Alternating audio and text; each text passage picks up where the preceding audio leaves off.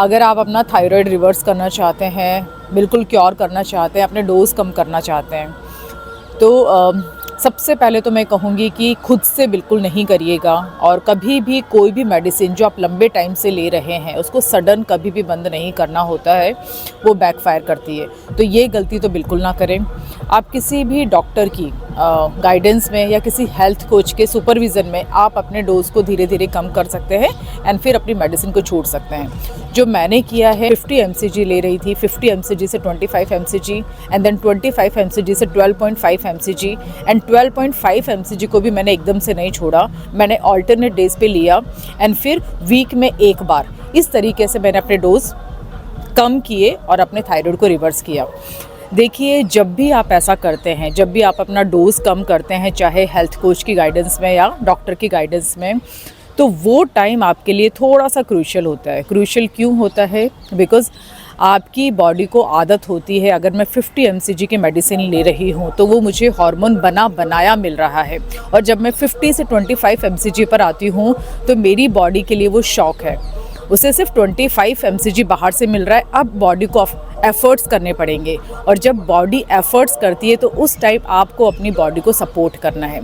आपका शरीर खुद हील करता है किसी भी बीमारी को, लेकिन इस सिचुएशन में, पर्टिकुलर इस सिचुएशन की मैं बात कर रही हूँ, जब अपना थायराइड का डोज आप कम करते हैं उस टाइम पर, बिकॉज़ थायराइड में क्या होता है, आपका मेटाबॉलिज्म स्लो होता है, आप लो एनर्जी फील करते हैं, मूड स्विंग्स होते हैं। तो इसके लिए सबसे बेस्ट है कि जब आप इस फेज़ में हैं तो आपने 1 घंटा 1.5 घंटा वर्कआउट करना ही करना है, क्योंकि जब आप वर्कआउट करते हो, पसीना निकालते हो, आप एनर्जेटिक फील करते हो, आप अच्छा फील करते हो, एंड ये आपके हैप्पी हार्मोन को रिलीज़ करता है, तो आपको अच्छा लगता है।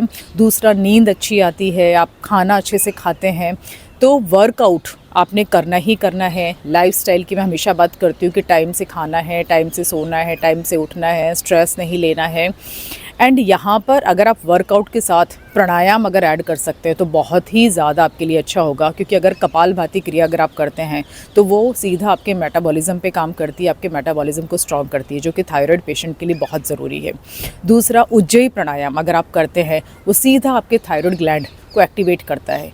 तो जब आप इस जर्नी से आप निकल रहे हैं तो इन चीज़ों को ज़रूर ऐड कीजिएगा। मैंने जब अपना थायराइड रिवर्स किया तो इन सब चीज़ों ने मुझे बहुत ज़्यादा हेल्प किया है। धनिया पानी, मैं हमेशा बोलती हूँ थायराइड में धनिया पानी बहुत ही ज़्यादा इफेक्टिव है। धनिया पानी मॉर्निंग एम्प्टी स्टमक शुरू कीजिए, और इस तरीके से धीरे धीरे डोज कम करने हैं। कभी भी एकदम से मेडिसिन बंद नहीं करनी है। अपने आप को टाइम दीजिए, साल 1.5 साल। सबकी बॉडी डिफरेंट है और सबकी बॉडी डिफरेंटली रिएक्ट करती है। तो 6 महीने हो सकता है, किसी को 6 मंथ्स में ठीक हो जाएगा, किसी को 1 ईयर लगेगा, किसी को ज़्यादा टाइम लगेगा, बट गो स्लोली, ग्रेजुअली हमें डोसेस कम करने हैं एंड धीरे धीरे धीरे आप अपनी मेडिसिन को बिल्कुल बंद कर सकते हैं।